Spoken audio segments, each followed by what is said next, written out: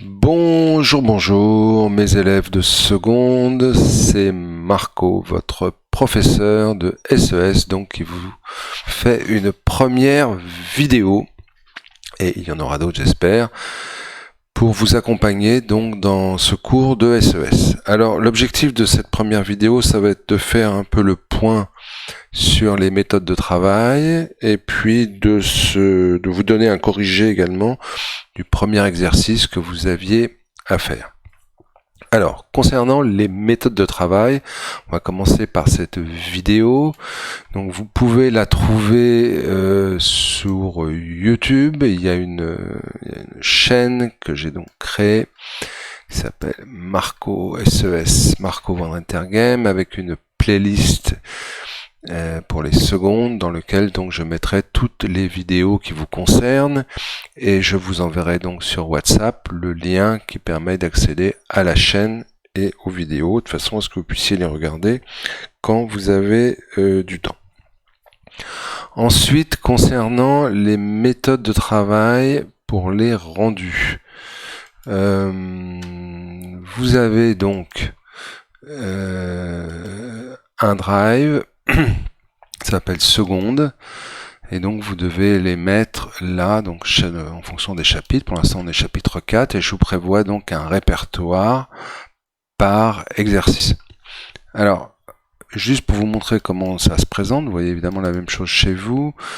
Donc j'ai documents sous forme texte, donc ça c'est bien, c'est exactement ce que je veux, parce que c'est plus facile à corriger.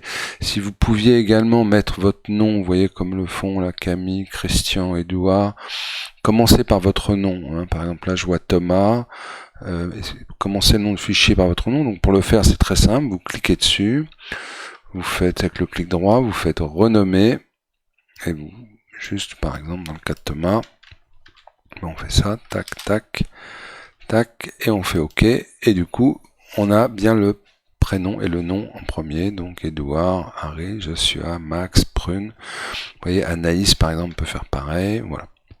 Alors, ce que je ne souhaite pas, c'est les documents comme on fait là, Alexis, mon Alexis est parti, ou Alix, ou Stelio, ou Swan, sous forme de photos, parce que je ne peux pas les corriger, je ne peux pas mettre d'annotation. Donc pour celui-là c'est OK, mais pour la suite s'il vous plaît vous me remettez des documents sous forme texte avec Google Doc, ce qui vous donnera en plus l'immense avantage d'avoir un correcteur orthographique, et ça peut évidemment vous servir à rendre des documents avec moins de fautes d'orthographe. Je vais faire donc quelques remarques globales sur le travail. D'abord, je vous félicite puisque j'ai réussi à récupérer à peu près tout, enfin même d'ailleurs exactement tout. Donc ça c'est super, ça prouve que notre méthode de travail fonctionne et qu'on va pouvoir l'améliorer au fur et à mesure. Ensuite, sur les questions, vous avez fait tous l'effort de répondre, bon, plus ou moins détaillé. Je les ai tous lus, je vous ai mis une petite note là, sur chacun, lu par Marco. Donc vous savez que votre document a été lu. En dehors des fautes d'orthographe, ce que je voudrais vous demander, c'est de vous relire à haute voix. Si vous avez un frère, une sœur ou un parent qui passe, vous pouvez aussi lui lire à haute voix.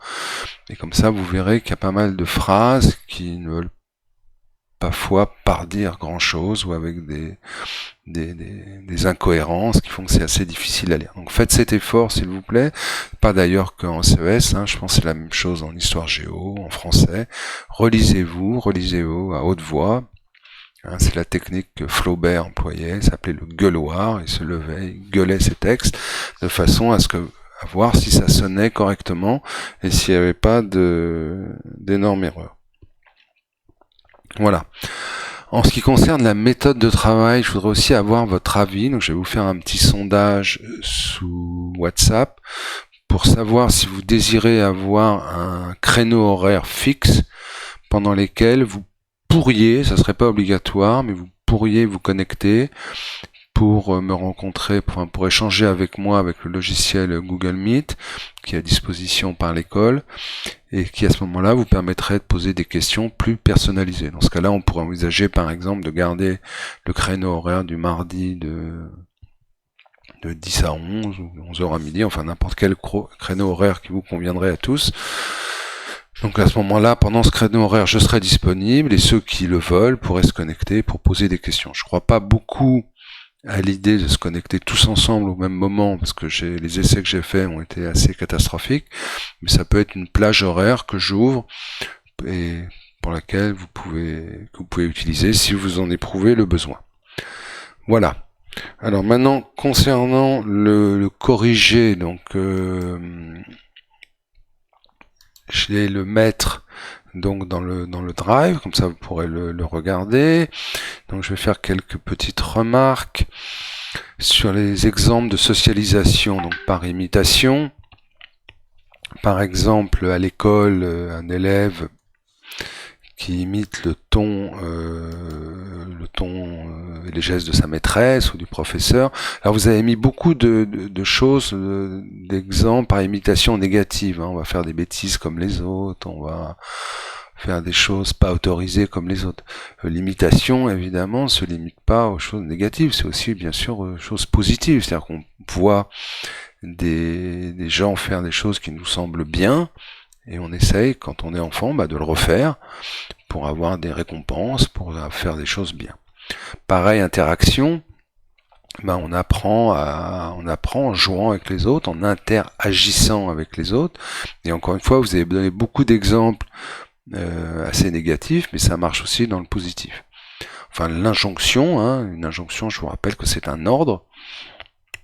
Et donc là, effectivement, la plupart des injonctions que vous recevez aujourd'hui viennent soit de vos parents, range ta chambre, parle pas avec la bouche pleine, mets la table, débarrasse la table, de la vaisselle, fais ci, fais ça, vous connaissez ça bien, ou évidemment du corps enseignant qui vous donne aussi des instructions.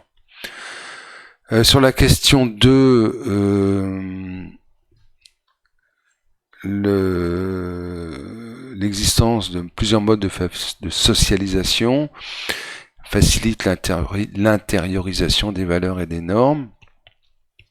Oui, parce que les effets de ces modes de socialisation viennent se renforcer les uns les autres. C'est-à-dire qu'il y a une espèce de cohérence théoriquement qui doit se construire et que les signes qui vont lui être donnés par imitation, par interaction, par injonction doivent normalement aller à peu près dans le même sens. On verra plus tard, si vous continuez cette matière en première, qu'il peut y avoir des dissonances et que ça peut être problématique. Si par exemple, vos parents vous donnent des injonctions d'un certain titre, et puis à l'école on vous donne quelque chose d'autre, et éventuellement vos amis vous donnent encore quelque chose d'autre. Troisième question, donc à travers l'imitation et surtout l'interaction, l'individu participe à sa propre socialisation. Bien sûr, il ne fait pas que subir, il ajuste, des fois il est d'accord, il n'est pas d'accord, il ajuste, il fait des essais, on a vu, il fait des expériences, et petit à petit, et donc il va ajuster son comportement à sa personnalité, bien sûr, à la société. Voilà. Il y avait aussi, page 67, une petite vidéo sur le martinet et la fessée dans les années 60 en France. Je sais pas si vous l'avez regardé, vous pouvez la regarder, vous posez quelques questions. Je vous ai mis là les réponses. Oui, on peut punir les enfants. Avant, c'était le cas, on punissait les enfants physiquement et on utilisait un martinet. Donc vous regarderez dans le film ce que c'est. On donnait des fessées avec des coups de martinet.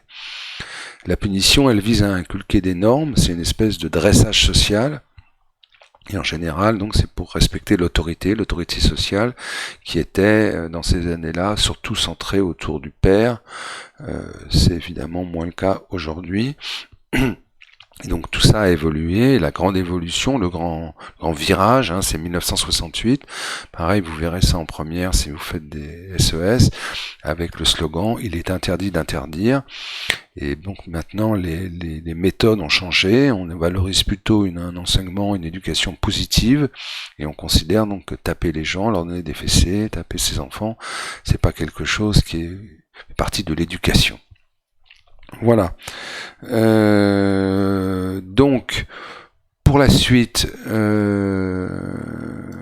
sur le travail que je pense vous donner. Je pense pas vous surcharger de travail. Je pense que le SES c'est pas la matière fondamentale et critique pour vous, hein.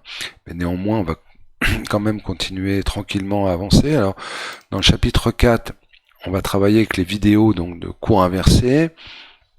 Donc là, vous avez fait la questionnaire de vidéo 1, donc j'ai presque tout le monde, il m'en manque encore 2. Et puis donc la semaine prochaine, ou en fin de semaine, je vous donnerai le corrigé de ça. Et puis je vous, dès aujourd'hui d'ailleurs, je vais vous mettre à disposition la nouvelle vidéo. Et donc le questionnaire vidéo 2. D'ailleurs, je vais tout de suite créer le fichier en direct devant vous. Comme ça, c'est prêt. Questionnaire vidéo 2. Voilà, comme ça c'est fait. Et vous pourrez mettre donc dedans, je mettrai le modèle de questionnaire et vous pourrez, comme la dernière fois, le prendre, le modifier, le remplir et le sauver à votre nom. Voilà, c'est tout pour cette petite vidéo. Portez-vous bien, travaillez bien, prenez soin de vous et je vous dis à très vite.